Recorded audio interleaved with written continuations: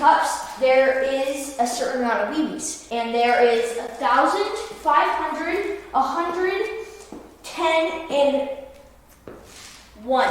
So we are going to test and see if the amount of metal makes it so the microwave gets destroyed faster or slower. So to make this as scientific as possible, we have bought 5 brand new microwaves with the same make and model.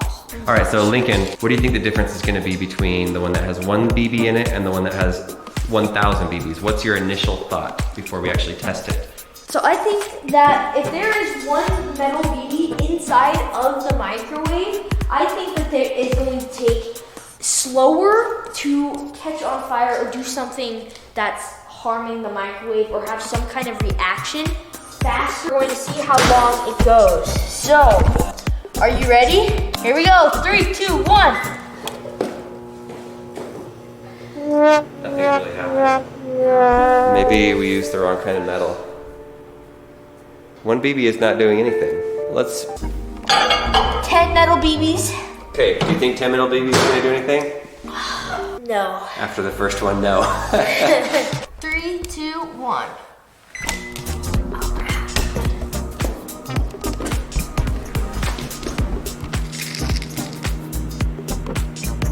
All right.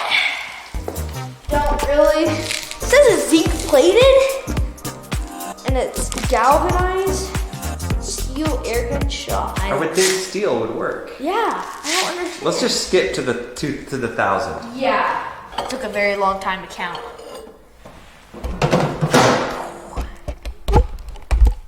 Five, 4, 3, 2. How's it going over there, bud? Science experiment's not going so well. We have to get actual metal. All right, so Lincoln's going to need to do some research to find out why the steel balls are not interacting with the microwave. Maybe you guys know, you can let us know in the comments. All right, well, that was fun. I think we need to change it up a little bit here. Yeah. Let's do number of spoons or silverware or something. 1 spoon, 2 spoon, 3 spoon, 4 spoon, 5 spoon. Yeah, let's try it. These BBs do not do anything. How many are in there? We got 5. 5 metal spoons. 3, 2, 1. To count. All right, put them in. How many are in there? We got 5. 5 metal spoons. 3, 2, 1. Oh! I saw purple! I saw blue light! I saw a light! I promise you! I saw like a light! It was blue! I'm serious! Oh, I see it. I see it. Look at this! Okay, so we got 5 in there. Oh! What was that? What was that? Oh! It's like little beams of electricity going in between them. So not quite what you expected. Oh, I didn't. Well, sure. You're Little tiny. There's little tiny electricity going in between the spoons. Yeah. Actually, the first one was tiny. Hi. It is potted foil. Okay. 5, 4, 3, 2, 1.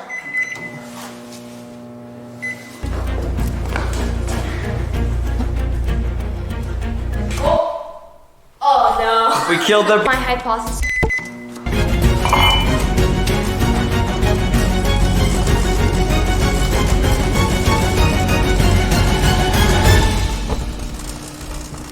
All right, Lincoln, you put everything in there. Is this what you expected to happen? No. Blue lightning? The strange smell? That's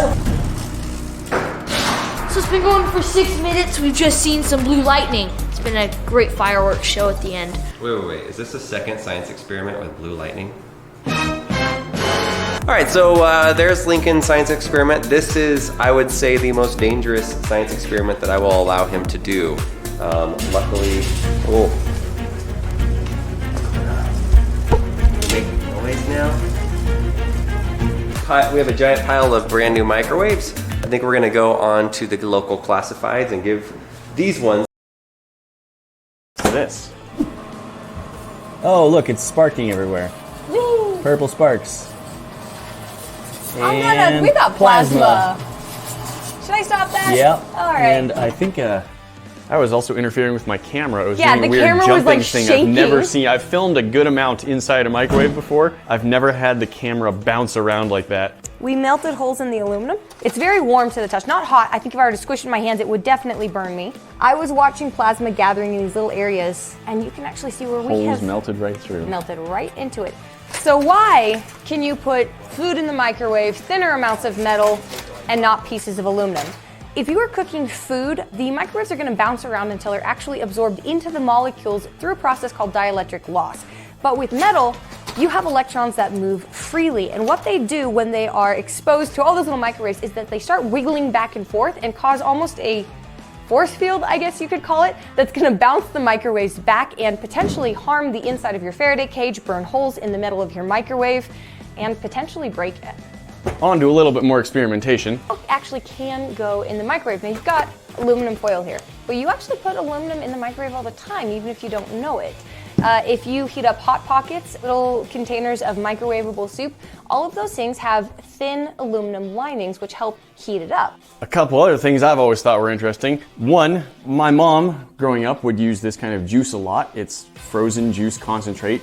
You can see the top and bottom are just metal lids. She would take the top one off, and then to make it soft enough to actually mix into the juice, she'd put it in the microwave, leaving the bottom metal piece on. And it occurred to me, the walls of our microwave are also made of metal. The back wall that we drilled a hole into so we could film, it's made of steel. So clearly not all metal all the time will cause sparks and ruin your microwave. So the lining of this microwave is actually metal. It forms a Faraday cage that is allowing us to microwave the food without those microwaves escaping and cooking us. That's also this mesh front here as well. That's metal, and those little holes are small enough that the microwaves themselves bounce against it, they can't escape. However, the light waves that allow you to see your food cooking can escape. So you can see through it, but the microwaves stay trapped. So the idea today is we want to test. We want to just start putting metal stuff in the microwave and see what does spark and tin foil in the microwave. We set the microwave for 20 seconds and start it up. As you can see, the tin foil will immediately start arcing and emanating a blue glow. Why do you think this occurred? Because the tin foil is metal and conducts electricity, the metal immediately begins to have a current when the microwave starts.